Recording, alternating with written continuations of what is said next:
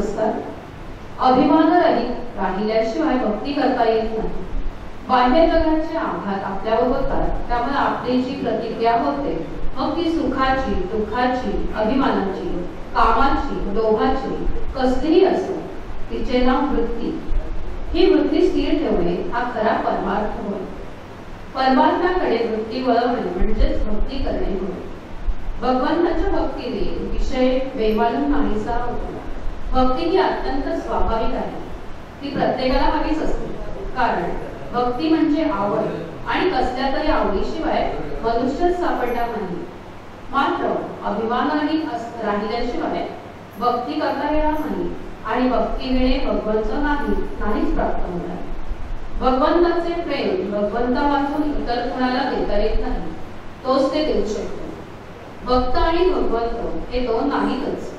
म्हणून भगवंत हा जसा सर्व ठिकाणी आहे तसा भक्तही सर्व ठिकाणी असतो. भक्त भगवंतमय होतो, म्हणून त्याला सर्व जगतात आनंद दिसतो. मी नाही आणि तू आहेस, किंवा मी तोच आहे असे जाणणे आणि तसेच कृतीत घडणे हेच परमात्म्याच्या तत्वज्ञानाचे सार आहे.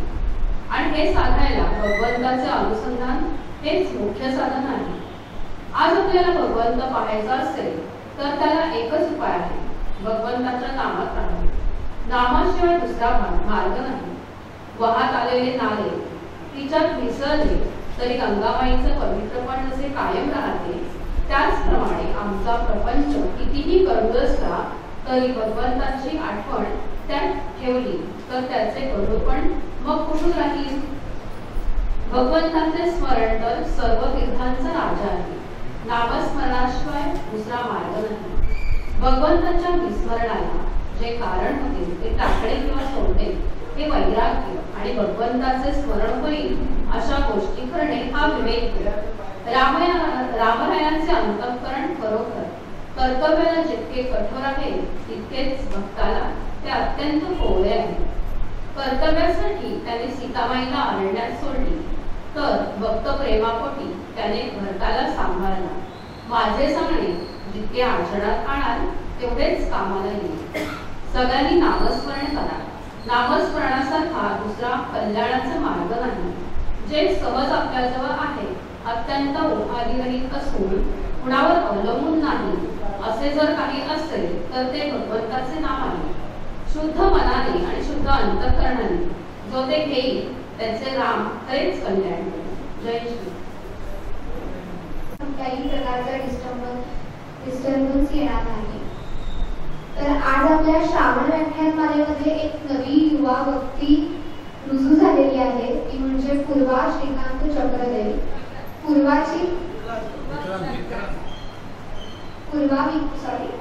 विक्रांत चक्रदेव. पूर्वाची ओळख म्हणजे मी तिला शाळेपासूनच ओळखते. अगदी फ्रॉक मध्ये ती भाषण करायला यायची, आणि 5 मिनिटाची भाषणाची तयारी ते आज 50 मिनिटापर्यंतचं व्याख्यान हा पल्ला तिने गाठला आणि ती धाडस दाखवलं आहे. त्याबद्दल तिचं पहिल्यांदा कौतुक आहे. तर पूर्वाची ओळख अशी की तिनं महाडच्या आंबेडकर महाविद्यालयातून बीकॉमचं शिक्षण घेतलेलं आहे, आणि सध्या ती ॲडव्हान्स अकाउंटिंग मधून पदव्युत्तर पदवीचे शिक्षण घेते आहे. इंदिरा गांधी राष्ट्रीय मुक्त विद्यापीठ दिल्ली येथून आपत्ती व्यवस्थापनाचा सर्टिफिकेट कोर्स तिनं पूर्ण केलेला आहे. बजाज फिन्झम अंतर्गत certified course in banking, finance आणि इन्शुरन्स पूर्ण केलेला आहे. 2021-22 मध्ये वाणिज्य शाखेतून तिने जी पदवी संपादन केली त्यात ती महाविद्यालयातून पदवी आली. याचबरोबर नुकताच IIT बॉम्बेच्या उन्नत महाराष्ट्र अभियानाअंतर्गत महाडमधील पूरग्रस्त महिलांचे सक्षमीकरण व पुनर्वसन यावर रिसर्च प्रोजेक्ट तिने पूर्ण केला आहे. आणि मुंबई विद्यापीठाच्या आविष्कार रिसर्च कॉम्पिटिशन मध्ये सादर केलेल्या work life balance of female domestic workers या रिसर्च प्रोजेक्टला रायगड मधून प्रथम क्रमांक मिळाला. 55व्या मुंबई विद्यापीठाच्या युवा महोत्सवात दक्षिण रायगड विभागातून कथाकथन स्पर्धेत तिचा प्रथम क्रमांक आला आहे. कोकण इतिहास परिषद आयोजित रायगड किल्ला या PPTला द्वितीय क्रमांक मिळाला. व शृंखला या NGOची ती सभासद आहे. तर अशी ही पूर्वा जी सर्वगुण संपन्न आहे ती आज आपल्याला व्याख्याती म्हणून लाभली आहे. तर मी तिला विनंती करते की तिच्या व्याख्यानाला सुरुवात करावी आणि तिला शुभेच्छा. मी पूर्वा विक्रम चक्रदेव. प्रथमतः मला इथे बोलण्याची संधी दिल्याबद्दल मी आयोजकांचे मनापासून आभार मानते.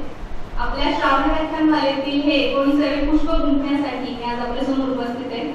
खरं तर श्रावण व्याख्यानमालेचा माझा हा पहिलाच अनुभव आहे आणि आपल्या सर्वांपेक्षा मी अतिशय लहान आहे. त्यामुळे काही कमी जास्त झाल्यास आपण ते मोठ्या मनाने समजून घ्याल अशी आशा व्यक्त करते आणि प्रभू श्रीरामांच्या चरणी नतमस्तक होऊन मी माझ्या विषयाला सुरुवात करते.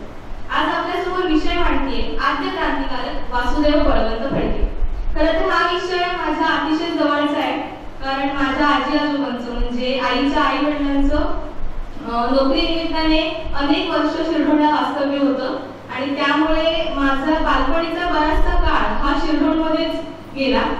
म्हणजे वासुदेव बळवंत फडकेंचा जन्म ज्या वाड्यात झाला किंवा त्यांचं वास्तव्य ज्या वाड्यात होतं त्याच वाड्यातील एका भागात माझ्या लहानपणीचा बराचसा काळ गेलेला आहे. त्यामुळे हा विषय माझा अतिशय जवळचा आहे.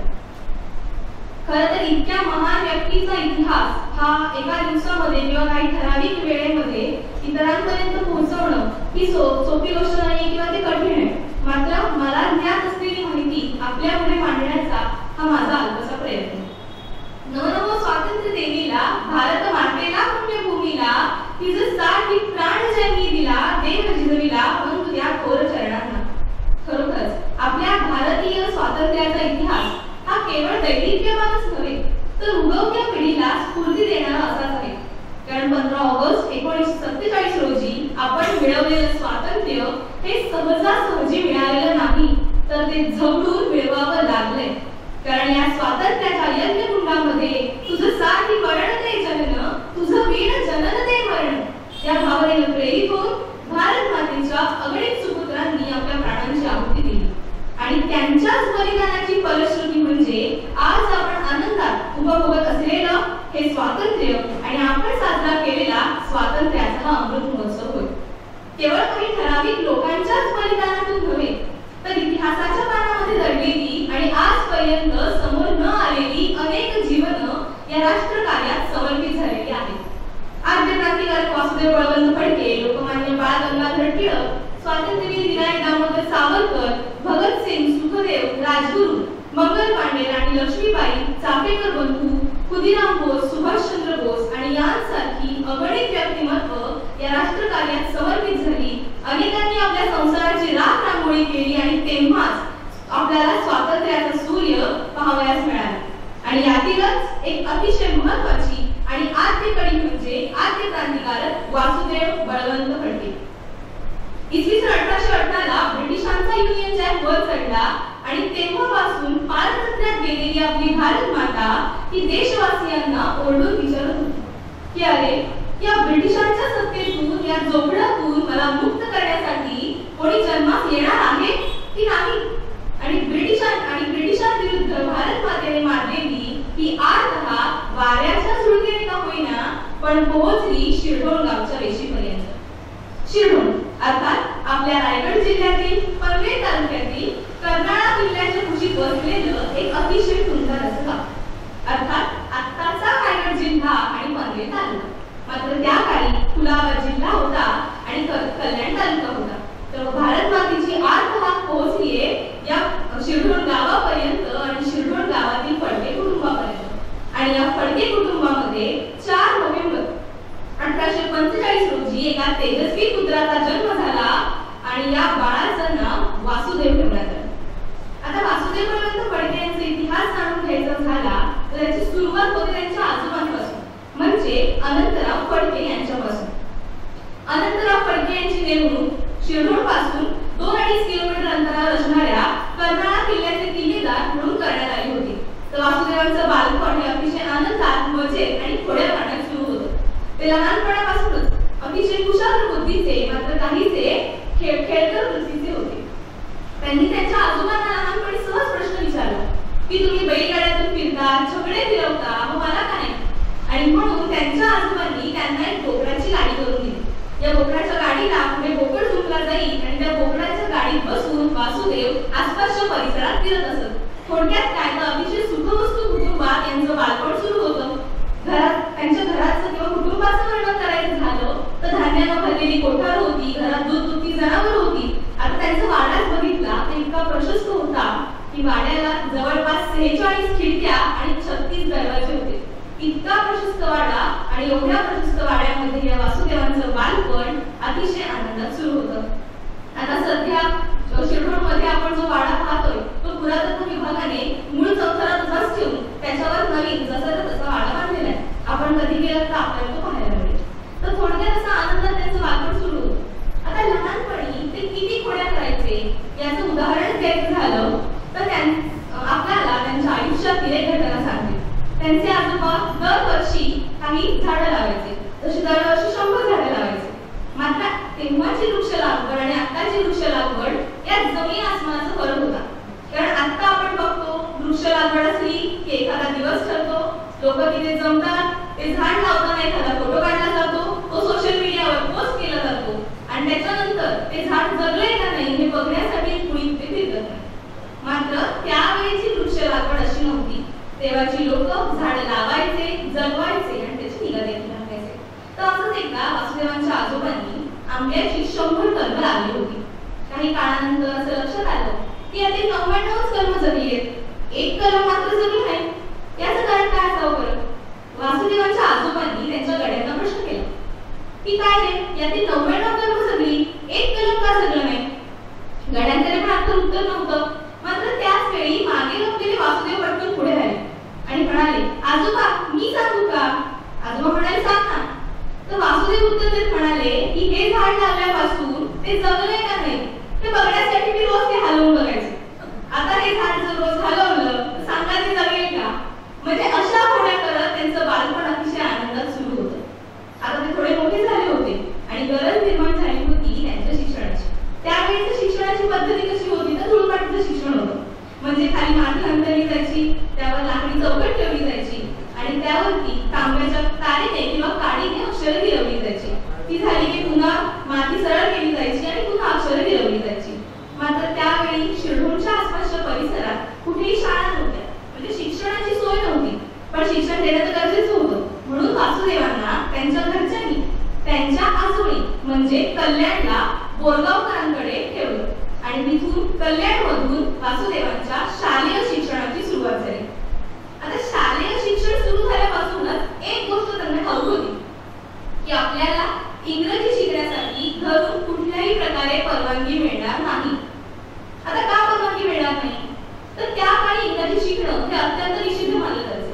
म्हणजे एखादी व्यक्ती जर इंग्रजी शाळेत गेलीच तर स्नान घातल्याशिवाय त्यांना घरात प्रवेशही दिला जात नव्हता. इतकं निषिद्ध इंग्रजी मानलं जायचं. मात्र वासुदेवांनी काळाची गरज ओळखली आणि इंग्रजी शिकणं हे गरजेचं आहे हे जाणलं. त्यावेळी तिथे विल्सनची इंग्रजी शाळा होती. या विल्सनच्या इंग्रजी शाळेत वासुदेव चोरून इंग्रजी शिकायला जाऊ लागले. तिथे जांभेकर गुरुजी होते. या जांभेकर गुरुजींकडे वासुदेव अस्खलित इंग्रजी लिहिणं आणि वाचणं शिकले. आता या लोकांचा इतिहास आपण का जाणून घ्यायचा? तर केवळ ते क्रांतिकारक होते म्हणून का? तर नाही. तर त्यावेळी ते कसे जगले, ते कसे वागले आणि त्यांचं उदाहरण घेऊन त्यांचे आदर्श समोर ठेवून आज आपण कसं जगलं पाहिजे, कसं वागलं पाहिजे हे जाणून घेण्यासाठी हा इतिहास येणाऱ्या पिढ्यांपुढे येणं हे गरजेचं आहे. म्हणजे त्यावेळी इतकी प्रतिकूल परिस्थिती असतानाही ते चोरून इंग्रजी शिकायला जात होते आणि आज आपली मुलं सगळ्या सुखसोयी पायाची असताना, सगळ्या सोयी उपलब्ध असताना चोरून आई वडिलांना फसवून अभ्यास सोडून कुठे जातात याची तफावत जेव्हा आपल्याला लक्षात येते तेव्हा असं वाटतं की हा इतिहास येणाऱ्या पिढ्यांपुढे येणं गरजेचं आहे आणि आज आपण कसं वागलं पाहिजे हे जाणून घेण्यासाठी यांची ओळख त्या मुलांना होणं गरजेचं आहे. तर आता यांचं कल्याणमधील शिक्षण पूर्ण करून वासुदेव शिरढोणला परत आले. खरं तर मगाशी सांगितल्याप्रमाणे अतिशय सधन कुटुंब होतं, त्यामुळे नोकरी वगैरे करायची काहीच गरज नव्हती. मात्र ब्रिटिशांनी किल्ले आंबेरी ताब्यात घ्यायला सुरुवात केली होती आणि अशातच एक दिवस ब्रिटिश आणि अनंतराव यांच्यात कर्नाळ किल्ल्यावर युद्ध झालं. जवळपास 3 दिवस चाललेल्या युद्धामध्ये हा कर्नाळ किल्ला ब्रिटिशांच्या ताब्यात गेला.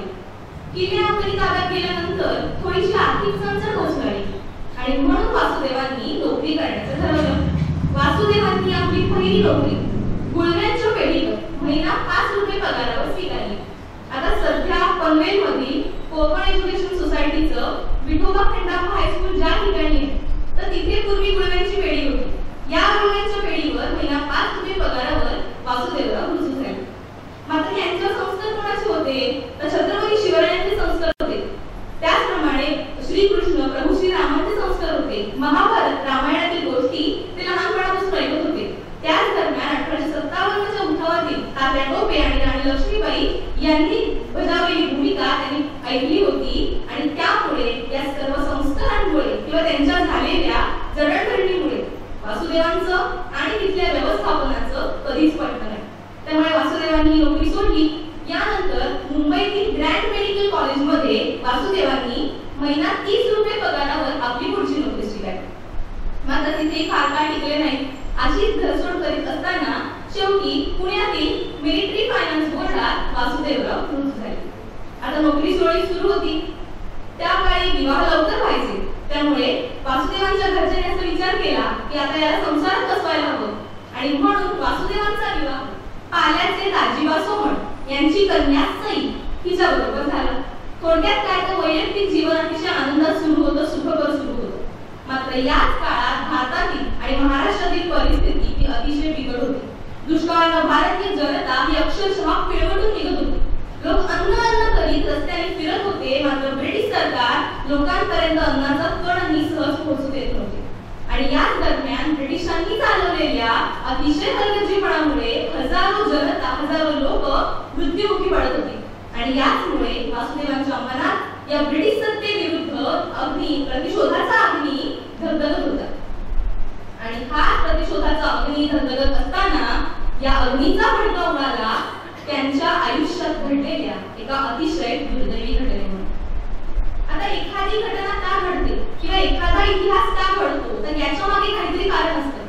आणि असंच वासुदेव बळवंत फडके यांचा आद्य क्रांतिकारक वासुदेव बळवंत फडके होण्यामागे किंवा घडण्यामागे कारणीभूत ठरली त्यांच्या आयुष्यात घडलेली एक अतिशय दुर्दैवी घटना. अवघड सुरळीत सुरू होतं.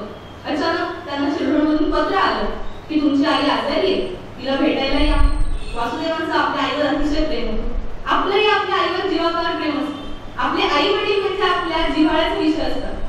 आता आपल्यासाठी गोष्टी खूपच सुखकर आहेत.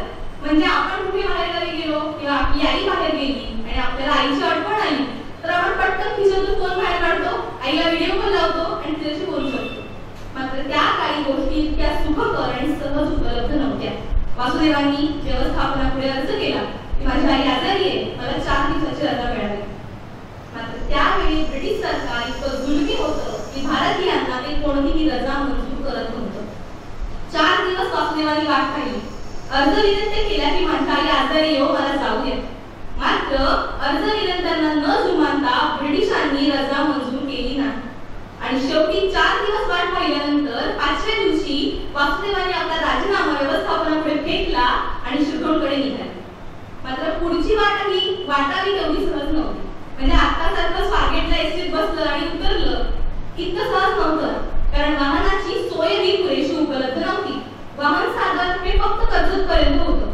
वासुदेवराव वाहनाने कर्जतला आले आणि तिथे उतरले आणि पुढचा प्रवास डोंगर दऱ्यातून सुरू झाला. मनात एकच विचार होतो, माझी आई मला भेटेल ना, 4 घटका का होईना तिच्या शेजारी बसून मला बोलता येईल ना, तिला शेवटचे 4 घास तरी मला भरवता येतील ना, एवढाच विचार मनात घेऊन वासुदेव जीवाच्या आकांताने पळतायत. जेवढ्या वेगाने त्यांचं शरीर पुढे जात होतं ना त्याच्या दुप्पट वेगाने त्यांचं मन हे शिरढोणकडे धावत होतं. आणि असंच डोंगरदऱ्या पार करीत घामाने निखळलेला वासुदेव जेव्हा शिरढोणच्या वेशीपर्यंत येऊन पोहोचला ना, समोर बघतात आईची अंत्ययात्रा येत होती. किती दुःख झालं असेल, काय त्यांच्यावर त्यावेळी प्रसंग ओढवला असेल याचं आपण वर्णनही करू शकत नाही. त्या क्षणी त्यांनी तिथे डाव फोडला, आई मला तुझ्याशी शेवटचं बोलताही आलं नाही, शेवटचे 4 घासही मला तुला भरवता आले नाही. आणि तिथेच वासुदेव खाली कोसळले. आजूबाजूच्या लोकांनी जरा कसं बसून उचललं आणि स्मशानभूमीत नेलं. इकडे आईची चिता पेटली आणि धगधगत्या चितेपुढे वासुदेवांनी शपथ घेतली की आई आपली भेट ज्या ब्रिटिश सरकारमुळे होऊ शकली नाहीये, या ब्रिटिश सरकारला माझ्या जीवात जीव असेपर्यंत उलथवून टाकल्याशिवाय मी राहणार नाही. चांगले कपडे कधी घालणार नाही, पायात चप्पल कधी घालणार नाही, दाढी कधी करणार नाही आणि केस कधी कापणार नाही. आणि श्रोतेहो, वासुदेवांचा जो पेहराव आपल्याला पाहायला मिळतो त्याचं कारण होतं त्यांनी घेतलेली शपथ. आणि इथपासूनच सुरू झाला आद्य क्रांतिकारक वासुदेव बळवंत फडके यांचा प्रवास. आता आईचं जीवन कार्य आटपून, आईचं उत्तर कार्य आटपून वासुदेव पुण्याला परत आले. परत आल्यानंतर त्यांनी आपल्या सहकाऱ्यांमध्ये विषय मांडला की या जुलूम करणाऱ्या आणि आपल्या जन्मदायिनीलाही शेवटचं भेटू न देणाऱ्या या ब्रिटिशांविरोधी आपण काही करणार आहोत की नाही. त्यानंतर त्यांनी आणि त्यांच्या सहकाऱ्यांनी आजूबाजूच्या परिसरात सभा घ्यायला सुरुवात केली, लोकांना संबोधित करायला सुरुवात केली, प्रेरित करायला सुरुवात केली. मात्र काही काळानंतर असं लक्षात आलं की भारतातील दैन्य जर दूर करायचं असेल तर स्वातंत्र्य आणि स्वराज्य मिळवल्याशिवाय पर्याय नाही. आणि स्वातंत्र्य ही भीक मागून मिळणारी गोष्ट नाही, तर आपल्याला झगडून ती मिळवावीच लागेल. आणि समोरचा जर शस्त्र हातात घेऊन लढत असेल तर आपल्याला अहिंसा बाजूला ठेवून हातात शस्त्र घेऊनच त्याचा प्रतिकार करावा लागेल. आणि म्हणून वासुदेवांनी ठरवलं की या जुलमी ब्रिटिश सत्तेला जर उलथवून टाकायचं असेल तर आता सशस्त्र लढा सुरू करायला हवा. त्यावेळी पुण्यात लहुजी वस्तारांचा आखाडा होता. या लहुजी वस्तारांच्या आखाड्यामध्ये वासुदेवांनी दांडपट्टा कसा चालवायचा, तलवार कशी चालवायची, घोड्यावर कसं बसायचं, डावपेच कसे खेळायचे याचं शिक्षण घेतलं. अगदी लोकमान्य टिळकांनी लाठीकाठीचे काही हात वासुदेवांनी शिकवले. तर इथून बाहेर पडून वासुदेवांनी त्यावेळी समाजातील रामवट, चिवट आणि झुंज देणाऱ्या अशा आदिवासी, भिल्ल, रामोशी, ठाकर लोकांना एकत्र केलं, त्यांना संघटित केलं, त्यांना प्रेरित केलं आणि त्यांच्यातील जी भावना होती ती जागृत केली आणि एक संघटना उभारली.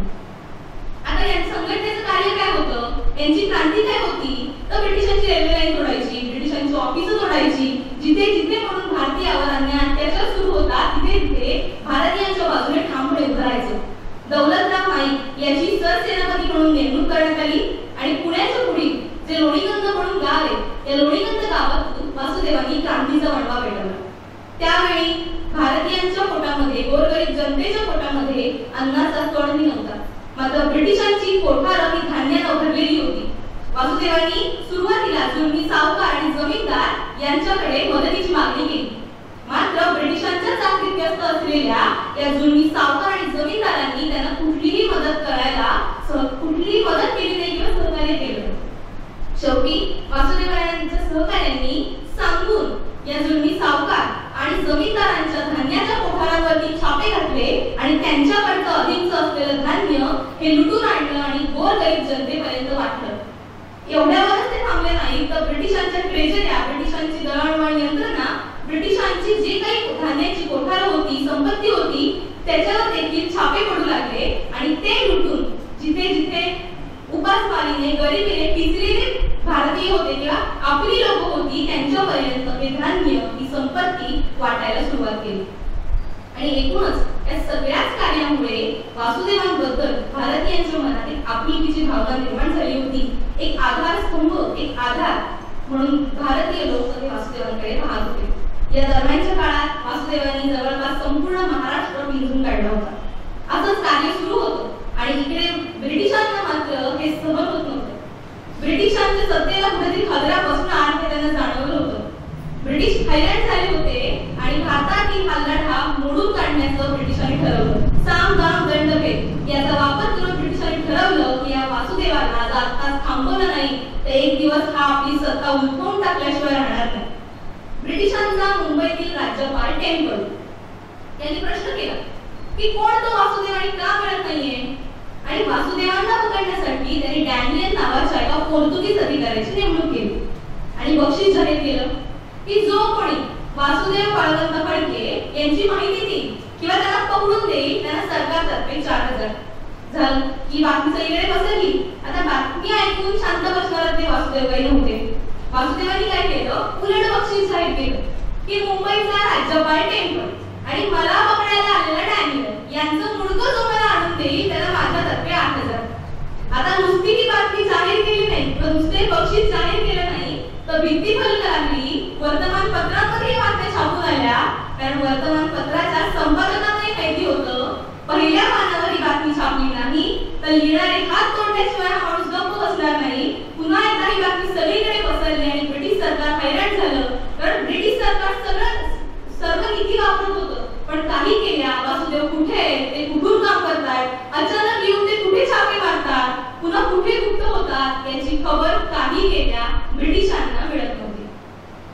आता वासुदेव इतकं उत्तम कार्य का करू शकले किंवा त्यांची संघटना इतकी चांगलं कार्य का करत होती, तर याचं कारण होतं त्यांना मिळालेली माणसं किंवा त्यांनी जोडलेली उभी केलेली सक्षम अशी माणसं. म्हणजे वासुदेव स्वतः थोर होतेच, प्रश्नच नाही, पण त्यांनी जी माणसं गोळा केली होती तीही तेवढीच श्रेष्ठ होती. आता त्यांच्या संघटनेचा सरसेनापती दौलतराव नाईक याच्या आयुष्यातील एक प्रसंग आपल्याला सांगतो. एकदा असंच ब्रिटिशांची संपत्ती लुटून परत येत असताना दौलतीला वाटेत आपलं घर लागतं. दौलती विचार करतो की इथून चाललोच आहे तर जाताना घरात 4 घंटा आराम करावा, विश्राम घ्यावा आणि मग पुढे जावं. आता म्हणून दौलती आपल्या घराची वाट धरतो. आता या दौलतीच्या घरातलं वर्णन सांगायचं झालं तर त्याची 7 ते 8 वर्षांची मुलगी, तापाने फणफणलेली मुलगी एका मिणमिणत्या दिव्याच्या प्रकाशात एका मुंडणावर झोपलेली होती. रात्रीचा तीव्र काळोख पसरलेला होता आणि त्या मिणमिणत्या प्रकाशात ती मुलगी आणि तिच्या डोक्याशी तिची माऊली बसली होती. ती मुलगी तिच्या आईला म्हणते, आई मला भूक लागली ग, मला काहीतरी खायला दे. आई मी आजारी आहे ग, माझ्यावर उपचार करशील का, मला बरं वाटत नाहीये ग. मात्र यावर तिची माऊली तिला म्हणते की अगं मुली, मला लाख वाटेल ग की तुला खायला द्यावं, तुझ्यावर उपचार करावे, मात्र आता घरात अन्नाचा एक कणही नाहीये. कुठून मी तुला खायला देऊ, कुठून तुझ्यावर उपचार करू. आणि ह्यांचा संवाद सुरू असताना अचानक दौलती घरात येतो. आता मिणमिणत्या दिव्याच्या प्रकाशात ती मुलगी आपल्या वडिलांना ओळखते आणि दौलती आत घरात पाऊल टाकतो. तेवढ्यातच ती मुलगी म्हणते, चटकन उभी राहते आणि म्हणते, आई ते बघ बाबा आले ग, आता त्यांनी मला काहीतरी खायला आणलं असेल, आता मी खाऊ लवकर बरी होईल, आता ते माझ्या औषधोपचार करतील ग. आणि हा संवाद संपताच दौलती आपल्या खांद्याला लावलेलं गाठोडं खाली ठेवतो आणि तो ज्या क्षणी ते गाठोडं खाली ठेवतो त्या गाठोड्यातून एक नाणं घरं काढत त्या माऊलीच्या पायापर्यंत जातं. ते नाणं ती माऊली पटकन उचलते आणि म्हणते, हे बघ मुली, हे आता नाणं माझं आहे, आता मी तुझ्या औषधोपचार करीन, तुला खायला आणि तू काही काळजी करू नकोस, तू लवकर बरी होशील. मात्र दौलती म्हणतो की ठेव ते नाणं, ते आपलं नाहीये, त्यावर महाराजांचा अधिकार आहे. आधी हे नाणं, ही संपत्ती महाराजांच्या पायाशी जाईल, त्याचं वाटप होईल, त्यानंतर माझ्या वाट्याला जे काही येईल त्याच्यातून तू तुझ्या मुलीचा औषधोपचार कर. त्यावर ती मुलगी आपल्या वडिलांना म्हणते की बाबा ठीक आहे, तुम्ही म्हणताय तुमचा वाटा तुम्हाला मिळाल्यानंतर उपचार करा, पण खरंच ज्यासाठी तुम्ही लढताय, ज्या स्वराज्य किंवा ते स्वातंत्र्य मिळवण्यासाठी तुम्ही लढताय, ते मिळाल्यानंतर का होईना आपलं आयुष्य हे सुजलाम सुफलाम होईल का, आपल्याला चांगले दिवस येतील का. दौलती यावर काहीच उत्तर देते. त्या मुलीचं नंतर काय झालं ठाऊक नाही, कारण काही काळानंतर दौलतीचा एका युद्ध दरम्यान मृत्यू झाला. मात्र ही गोष्ट सांगण्यामागे कारण काय, तर यातलं एखादं नाणं जरी दौलतीने स्वतःच्या मुलीसाठी वापरलं असतं तर ना वासुदेवांना समजलं होतं ना इतर कुणाला समजलं होतं. म्हणजे या वडिलांनी काळजावर दगड ठेवून हे वाक्य किंवा हे शब्द उच्चारले असतील, पण यावेळी आपल्या मुलीची अवस्था बघून देखील या माणसाची निष्ठा कुठेही डगमगली नाही आणि असे निष्ठावंत माणसं बरोबर होती, म्हणूनच वासुदेव हा लढा इतका काळ सुरू ठेवू शकले. आणखी ही गोष्ट सांगण्यामागे कारण म्हणजे त्यावेळी लोकांसाठी लढणारे नेते किंवा लोकांसाठी लढणारे क्रांतिकारी आणि आत्ताचे आपले लोकनेते यांच्यातील आर्थिक तफावत जेव्हा आपण बघतो, यांची आत्ताची कोटीच्या कोटी उड्डाणं जेव्हा आपल्याला दिसतात, तेव्हा असं वाटतं की येणाऱ्या पिढ्यांपुढे खऱ्या लोकनेत्यांचा इतिहास लिहिणं हे अत्यंत गरजेचं आहे. यानंतर असंच क्रांती सुरू होती. जिकडे तिकडे ब्रिटिशांची संपत्तीवर धाडी टाकल्या जात होत्या, त्यातून संपत्ती घेऊन ती गोरगरिबांकडे वाटली जात होती. आणि दरम्यान काही काळ लोटल्यानंतर एकदा हिशुबाईच्या डोंगरावर हा दौलती आणि डॅनियल यांच्यात घमासाने युद्ध झालं. त्या युद्धामध्ये दौलती मारला गेला. दौलती मारला गेल्याचे कळताच वासुदेवांना अपार दुःख झालं की माझा जो माणूस होता, ज्याच्या बरोबरीने मी हा लढा सुरू केला होता, आता त्याचा मृत्यू झालाय. वासुदेवांना वैफल्य आलं, मल्लिकार्जुनला गेले. मल्लिकार्जुनला काही काळ तपश्चर्या केली, तिथून उठले, पुन्हा गाणगापूरला आले. वासुदेव अत्यंत मोठे दत्तभक्त होते, ते अक्कलकोट स्वामींचे भक्त होते. वासुदेव गाणगापूरला आले. तिथे त्यांनी हस्तलिखित दत्त लहरी ही पोथी लिहिली. आजही या पोथीची एक प्रत शिरडोणच्या स्मृती मंदिरात ठेवण्यात आलेली आहे. आपण कधी गेलात तर आपल्याला ती पाहायला मिळेल. त्यानंतर तपश्चर्या केल्यानंतर वासुदेवांनी काशीकर बाबा म्हणून नाव धारण केले. त्यांच्या मनात तिथे एक विचार सुरू होता की आपण ही क्रांती सुरू केली आहे, आता इथे कितपत पडून चालणार नाही किंवा मध्येच क्रांती सोडून चालणार नाही, तर ही क्रांती सुरू ठेवायला हवी. आणि म्हणून काशीकर बाबाच नाव धारण केलं आणि गाणगापुरातून पुन्हा क्रांतीचा वणवा पेटवला. आता इकडे ब्रिटिश सरकार पुन्हा एकदा हैराण झालंय, कारण काही केल्या वासुदेवांची खबर ही ब्रिटिश सरकारपर्यंत पोहोचत नव्हती. आता आपल्याकडे अशी एक म्हण आहे, म्हणजे मी म्हणत नाही ना, अशी म्हण आहे म्हणून सांगते की स्त्रियांच्या तोंडात तीळ भिजत नाही. मी पण एक स्त्री आहे, हे माझं मत नाही ना, तर सगळ्या स्त्रिया कार्यक्रम संपल्यावर समाचार घेतील, पण एक म्हण आहे म्हणून सांगते की स्त्रियांच्या तोंडात तीळ भिजत नाही. आणि हाच प्रत्यय आला त्यावेळी वासुदेवांच्या बाबतीत. पुण्यातील एक स्त्री होती जी गाणगापूरला दर्शनासाठी गेली होती आणि तिथे गेल्यावर तिने वासुदेवांना ओळखलं आणि ती पुण्याला परत आली. आता पुण्याला परत आल्यानंतर तिच्या पोटात काही बातमी राहावी ना, कधी एकदा जाऊन दुसरीला सांगते असं तिला झालेलं. तर याच वेळी पुण्यात कीर्तनाचा एक कार्यक्रम सुरू होता. तर या कीर्तनाच्या कार्यक्रमात बसलेली असता त्या बाईच्या शेजारी एक मावशी बाई बसलेली. तर तिला शांत बसवतच नव्हतं, कारण ते कुणाला तरी सांगायचं होतं. मग ते शेजारी बसलेल्या मावशी बाईला ती म्हणाली, तुला म्हणून सांगते ना, पण कुणाला सांगू नकोस. ज्या वासुदेवांवर ब्रिटिशांनी बक्षीस लावले ना, ते तर गाणगापूरच्या दत्त मंदिरात आहे, मी पाहिले त्यांना. झालं. आता या मावशी बाईंना एका ऐकून शांत बसले ना, त्यांच्या शेजारी आणखी एक काकूबाई बसलेल्या. त्यांनी परत त्यांना सांगितलं की तुला म्हणून सांगते ना, पण कुणाला सांगू नकोस. ज्या वासुदेवावर ब्रिटिशांनी बक्षीस लावले ना, अगं ते तर गाणगापूरच्या दत्त मंदिरात आहे, मला माहिती. झालं. त्या काकूबाईंचं काही पोटाची बातमी राहिलं. त्यांच्या ओळखीच्या एक आजीबाई होत्या, त्यांनी परत त्यांना सांगितलं आणि असंच करत करत ही बातमी एका पोलीस अधिकाऱ्याच्या पत्नीपर्यंत गेली. ती हुशार होती. तिने विचार केला की जर ही बातमी माझ्या मैत्रिणीला सांगितली तर बक्षीस तिला मिळेल, माझा यातून काय फायदा. ती उठली आणि तडक घरी गेली आणि नवऱ्याला जाऊन ही बातमी सांगितली. त्यांनी विचार केला की जर हे बक्षीस आपल्याला मिळालं तर आपलं आयुष्य तर सोनं होईल. आणि श्रोते हो, या अशा प्रकारच्या खंडभितुरीमुळे आपल्याला स्वातंत्र्य मिळवण्यासाठी जवळपास 150 वर्ष झगडावं लागलं. अखेर वासुदेव कुठे याची बातमी ब्रिटिशांपर्यंत पोहोचली आणि आता डॅनियलनी गाणगापूरला वेढा घातलाय.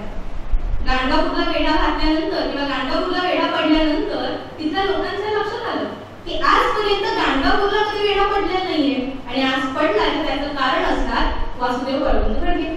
लोकांनी त्याला सावध केलं आणि सांगितलं की तुम्ही गाणगापुरातून बाहेर पडा. वासुदेव गाणगापुरातून बाहेर पडले आणि भीमा नदीकडे गेले. आता भीमा नदीकडे गेलेला प्रसंग तर आणखीनच रोमांचकारी होता, कारण भीमा नदीला पूर आलेला होता. दुथडी भरून ही भीमा नदी वाहते. आपल्याला माहिती आहे आपली सावित्री किती दुथडी भरून वाहत असते, आपल्यासाठी काही गोष्ट नवीन नाहीये. तर अशीच भीमा नदी सुद्धा दुथडी भरून वाहत होती आणि या भीमा पलीकडे जाणं निव्वळ अशक्य होतं. मात्र त्या नदीच्या किनारी एक नावाडी होता. वासुदेवांनी या नावाड्याला विचारलं की काय रे, तुम्हाला पलीकडे घेऊन जाशील का? तर उत्तर देण्याऐवजी त्या नावाड्याने वासुदेवांना प्रतिप्रश्न केला की काय रे, तुझा जीव बी वर आलाय का? एवढा काय तुझं काम आहे की तुला एवढ्या पूर आलेल्या नदीतून पलीकडे जायचंय? तर यावर वासुदेवांनी त्याला उत्तर दिलं की जर तुम्हाला पलीकडे पोहोचवलं तर कदाचित आणखी काही काळ का होईना पण मी ब्रिटिशांविरोधी लढा देऊ शकेन.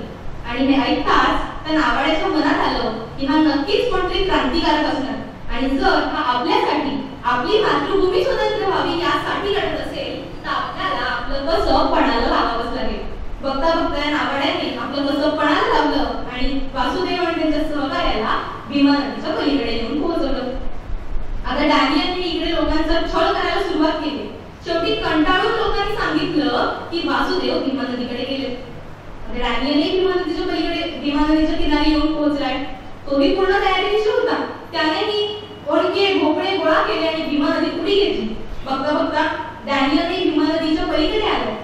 आता पलीकडे आल्यानंतर डॅनियलने बघितलं की त्या भागामध्ये गुराख्याची काही मुलं खेळत होती.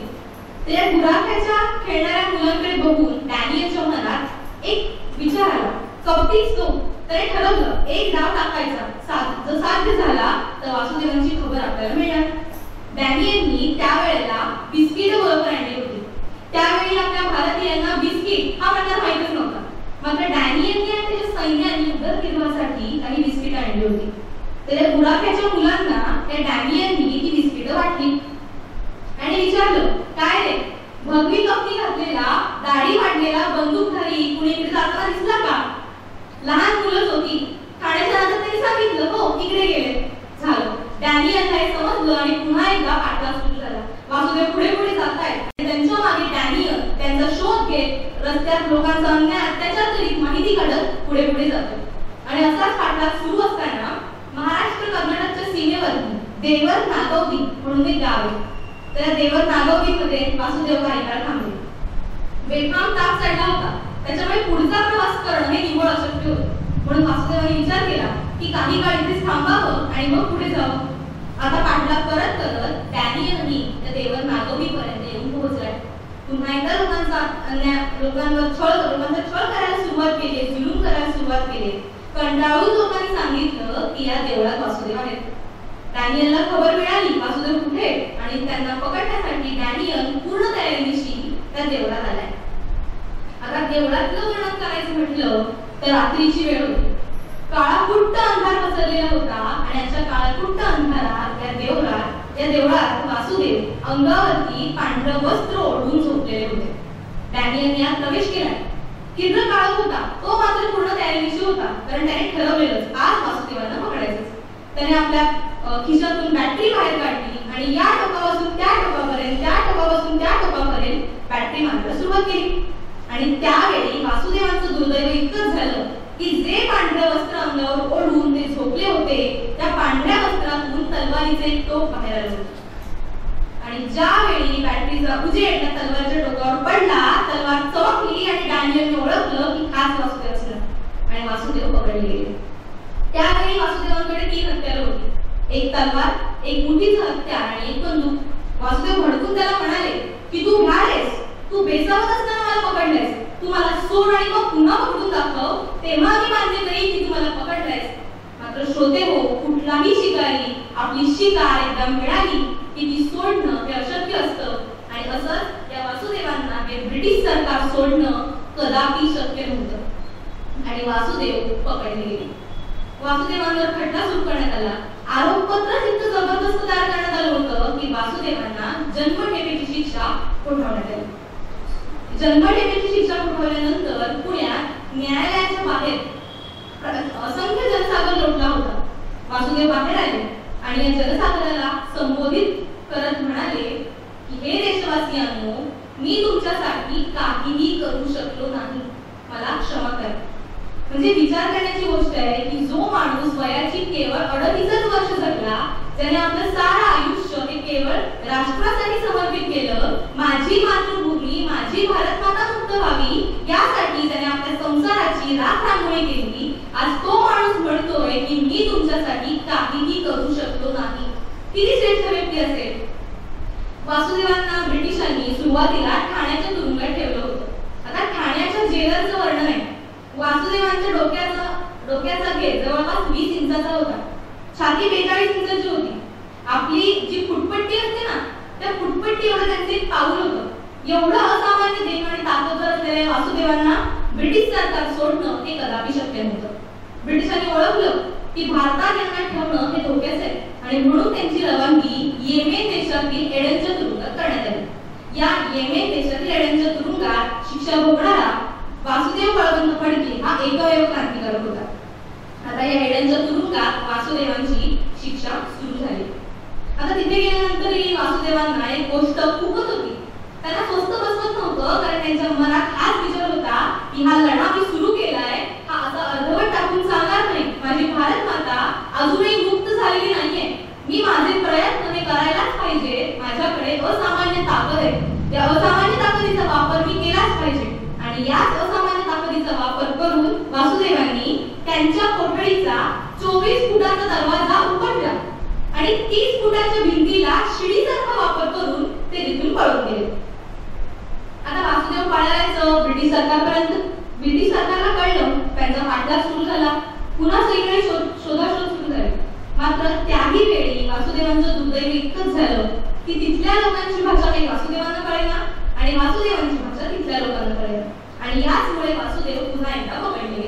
पुन्हा एकदा त्यांची तुरुंगात जन्मठेपेची शिक्षा सुरू झाली.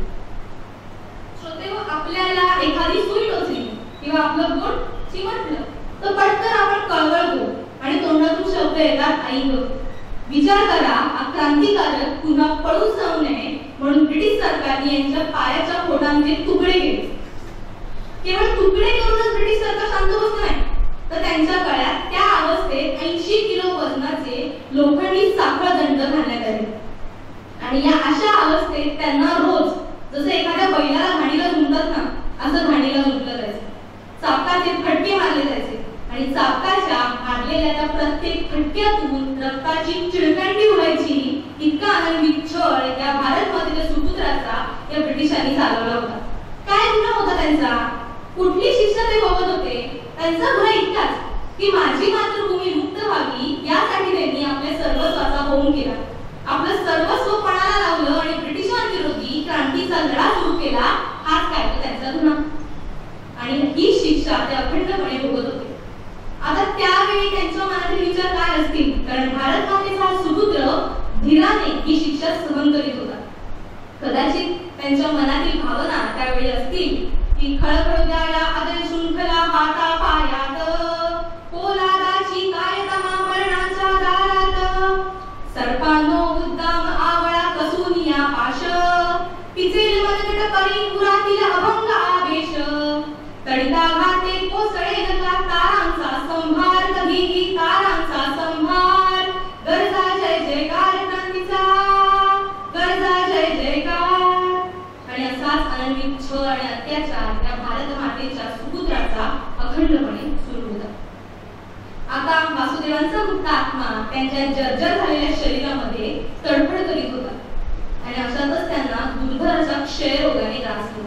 आता वासुदेवांना आशा राहिली होती की केवळ मृत्यूचीच, कारण त्यांची स्वतःची आपली अशी माणसं, आपली मातृभूमी आता शेकडो मैल दूर राहिलं होतं. आता त्यावेळी एडनच्या तुरुंगात वासुदेवांचं आपलं माणूस असं होतं ते म्हणजे फलटणचे डॉक्टर बर्वे.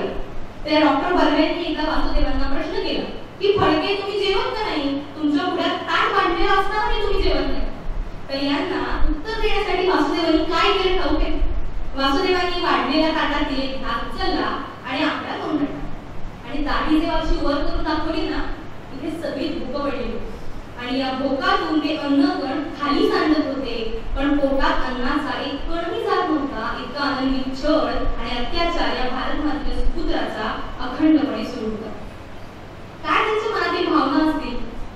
काय त्यांच्या मनात त्यावेळी विचार असतील? कदाचित ते विचार असे असतील की श्वासानो जा वायू संगे ओलांडून भिंत, अनाईला कळवा मुझ्या हृदयातील खंत, सांगा वेडी तुझी मुले ही त्या अंधारात, बद्ध करांनी अखेरचा तुझ करीती प्रणिपात, तुझ्या मुक्तीचे एकच होते, तुझ्या मुक्तीचे एकच होते, वेडपरी अनिवार्य तयाचा, वेडपरी अनिवार्य क्रांतीचा, गरजा जय जयकार, गरजा जय जयकार क्रांतीचा, गरजा जय जयकार.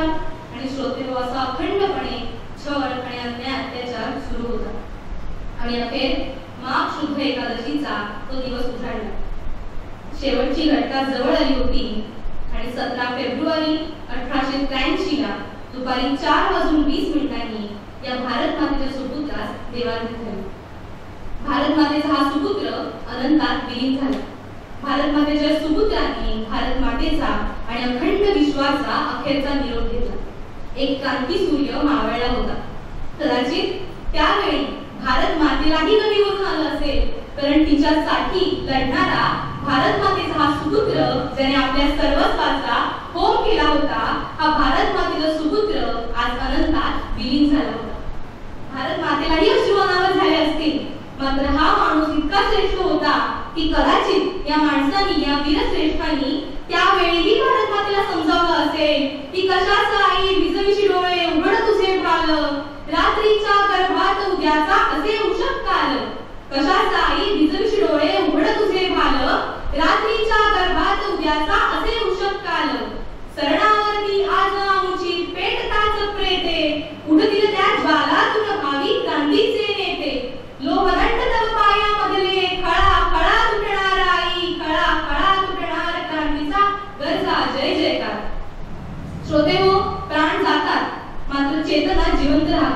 आणि या चेतना येणाऱ्या पिढ्यांच्या रक्तांमध्ये उसळा घेत राहतात आणि यातूनच प्रेरणा देऊन येणाऱ्या पिढ्या अखंडपणे आपलं कार्य सुरू ठेवतात आणि असंच अखंडपणे कार्य सुरू राहिलं आणि अखेर 15 ऑगस्ट 1947 रोजी आपण स्वातंत्र्य प्राप्त केलं. यावर शब्द दिवा करू.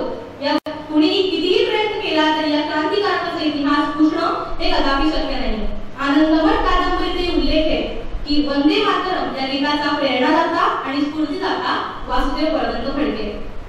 आता वासुदेव बळवंत फडके हे एक उदाहरण झालं. मात्र यांसारखी अगणित व्यक्तिमत्व ज्यांची कदाचित इतिहासाने कधी नोंदही घेतली नसेल अशी अगणित व्यक्तिमत्व या राष्ट्रकार्यात समर्पित झाली.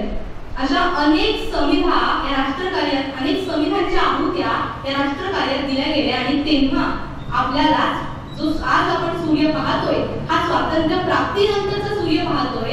याचं कारण म्हणजे पारतंत्र्यातील लोकांनी सहन केलेल्या यातना, त्यांनी केलेलं समर्पण आणि त्यांचा त्याग. मात्र आज कुठेतरी आपल्याला या समर्पणाची या त्यागाचा विसर पडत चाललेला आहे. आज त्यांनी भोगलेल्या त्रासातील 1% त्रासही आपल्याला सहन करायला लागत नाहीये. याचं कारण म्हणजे त्यांनी त्यावेळी केलेलं समर्पण, त्यांनी भोगलेल्या यातना आणि आजही आपल्यासाठी सक्षमपणे उभं असलेलं आपलं संरक्षण करतं. मात्र जर येणाऱ्या पिढ्यांपुढे या लोकांचा, या क्रांतिकारकांचा इतिहास आपण आणला नाही तर येणाऱ्या पिढ्यांना यांची ओळखच होणार नाही. आणि जर या लोकांचा किंवा क्रांतिकारकांचा इतिहास, त्यांचं समर्पण, त्यांची बलिदान आणि त्यांची माहिती जर येणाऱ्या पिढ्यांपुढे आणली तर आणि तरच भावी पिढ्यांना आपण प्राप्त केलेल्या स्वातंत्र्याची जाणीव आणि किंमत राहील. आणि ते स्वातंत्र्य अबाधित ठेवण्यासाठी प्रत्येक जण आपला खारीचा वाटा उचलेल आणि खऱ्या अर्थाने आपला भारत हा बलशाली होईल. श्रोते, पुन्हा एकदा आपण सर्वांनी मला इथे बोलण्याची संधी दिल्याबद्दल मी आयोजकांचे मनापासून आभार मानते आणि आपण सर्वांनी शांतपणे माझे विचार ऐकून घेतले त्याबद्दल आपलेही मनापासून आभार मानते. आणि जाता जाता एक चारोळी आपल्यासमोर सादर करते आणि माझ्या वाणीला विराम देते. विसरून जाऊ सर्व निराशा, स्वप्न उद्याचे फुलवूया. विसरून जाऊ सर्व निराशा, स्वप्न उद्याचे फुलवूया. इतिहासातून धडा घेऊन भविष्य आपले घडवूया, भविष्य आपले घडवूया. धन्यवाद. शावरनाट्यात मला सांगितली विषय इतका उत्स्फूर्तपणे म्हणलेला आहे की तिला पुढच्या वाटचालीसाठी सुद्धा आमच्याकडे खूप शुभेच्छा. आणि आज तिला त्या शावरनाट्यानंतर ते मी जे भेटते ते तिने स्वीकार करायला मस्त.